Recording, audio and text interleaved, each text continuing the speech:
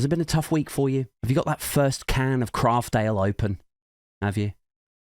To self-medicate the chaos? Maybe a bottle of Pinot? Somebody cracking open a bottle of Pinot in the chat? What we saying, people? Personally, I'm on orange, lemon, and pineapple squash because my life is an opulent metropolitan elite roller coaster of danger and excess. But yeah, no, it feels good to be back doing a live show. So it does. Feels good to be back. Because last week I was in London for my birthday. I had a curry. I had a bit of a catch up with some friends, old friends, from years and years and years ago. It's the first time I've done that sort of thing sober, to be honest. Normally for my birthday, I'd be absolutely fucking belted, But nowadays, like these days, I go out for something like that. Now I'm just, calmly conversing. Listening, in fact.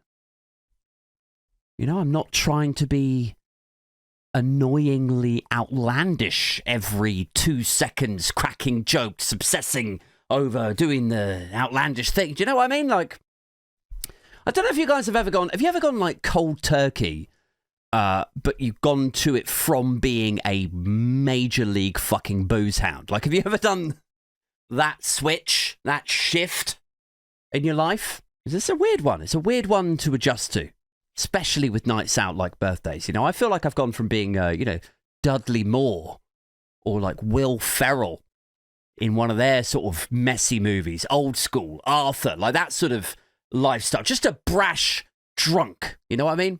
I feel like I've gone from that to that, like, you smash cut to some sort of half serious sort of thing. I feel like I've gone from Robin Williams in the 1970s to Robin Williams in Good Will Hunting. You know what I mean? Like, that's the journey that I've been on. So that was fun. It was fun going out with friends in London. Of course, they were asking, we were all catching up about what we do these days. They were asking about the podcast. Asked if people at my job ever listen to it. People at work, do any of your colleagues ever listen to it?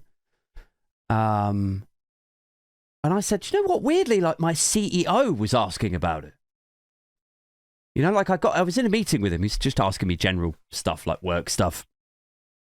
And I thought, well, you know what? He's a bit of a high flyer. I should ask him. I'm looking for guests currently for a sort of block of guest shows in like January, February sort of time. And I thought I should just ask him if he knows anyone, like any city high flight, like high finance, Canary Wharf. So I asked him, like, do you know anyone that works in like high finance or like hedge funds or some sort of commodities analyst kind of thing? And he was like, yes, I know a few people. And then I, contextualized it. I was like, because I do this podcast. Like, I know I sound like a bit of a twat when I say it, but I'm doing this podcast at the moment. And then he stopped me there. He was just like, yeah, your podcast. And I was like, immediately, I was like, oh God. Like shrank into myself, I was like, oh, somebody's told him about it, haven't they? Somebody's told about it, and they've told him about the stuff that I talk about on here. And, maybe I've mentioned something about the times that I used to do drugs or something, or some sort of unfortunate metaphor that I've woven into one of the routines and rants or whatever, or my fears, my hysteria that society is about to collapse and implode, and he's heard all of this second or third hand, Oh, yes. Yeah, your podcast, But instead of mocking it or grimacing, I swear to God, this is what happened.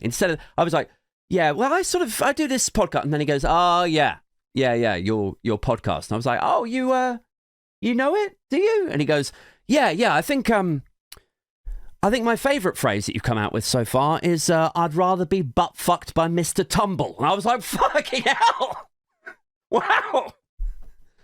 And he's like, yeah, that was a favourite of mine. I was like, oh, so you're cool. Just another